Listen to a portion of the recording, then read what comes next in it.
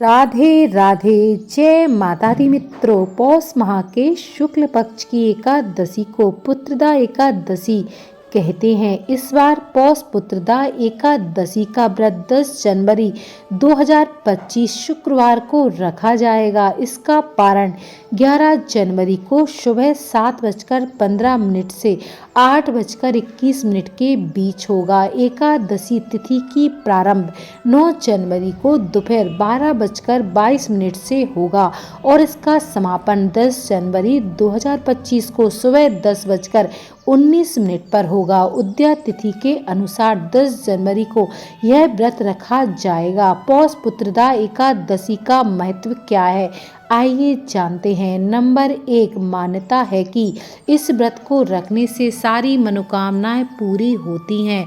इस दिन भगवान विष्णु की विधिवत पूजा करनी चाहिए। नंबर 2, यह व्रत संतान प्राप्ति के अलावा संतान की समस्याओं के निवारण हेतु भी किया जाता है। नंबर 3, पुत्रदा एकादशी का व्रत करने से वाजपेयी यज्ञ के समान पुण्य फल की प्राप्ति होती है।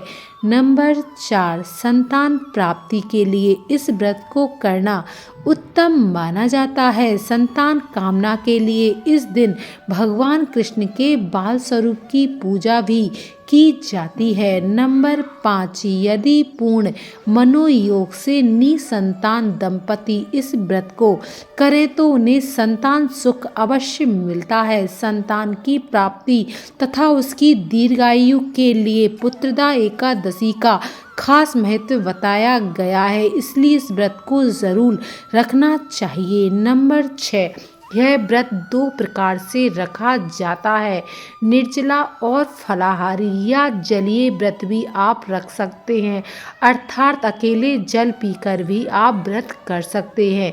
यदि आप स्वस्थ और उपवास करने में सक्षम हैं तो निर्जला व्रत रखें, अन्यथा फलाहारी व्रत रखकर विधिवत पूजा के बाद समय से इसका पारण करें। पुत्रदा एकादशी की पूजा विधि कुछ इस प्रकार है। पुत्रदा एकादशी व्रत करने वाले भक्तों को एकादशी के एक दिन पहले ही अर्थात 10वीं तिथि की रात्रि से ही व्रत के नियमों का पूर्ण रूप से पालन करना चाहिए। 10वीं तिथि के दिन शाम के समय सूर्यास्त के बाद भोजन ग्रहण नहीं करना चाहिए और रात्रि में भगवान विष्णु का ध्यान करते हुए सोना चाहिए।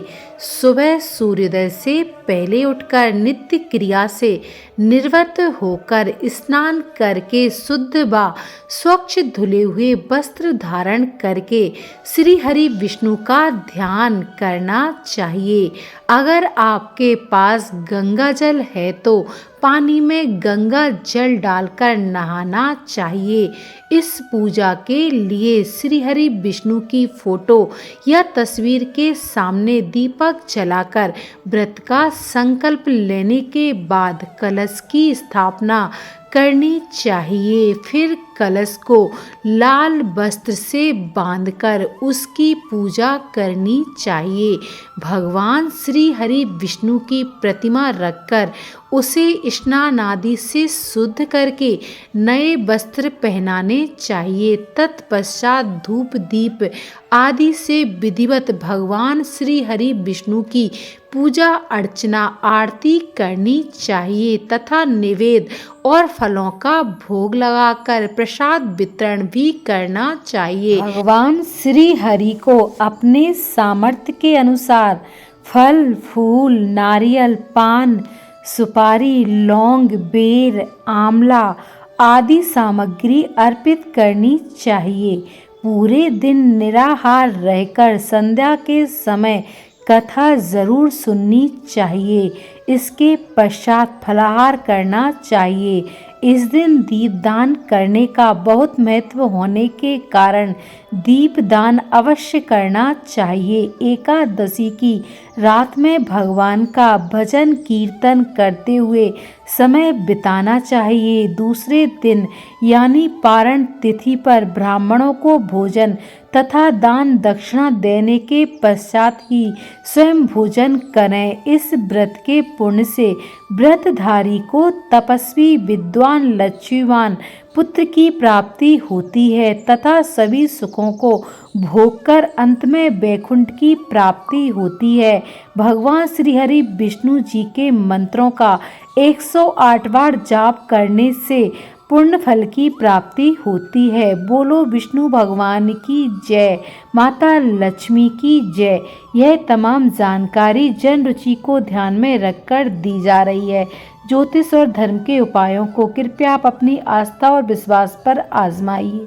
वीडियो के अंत तक बने रहने के लिए आप सभी भक्तों का बहुत बहुत धन्यवाद।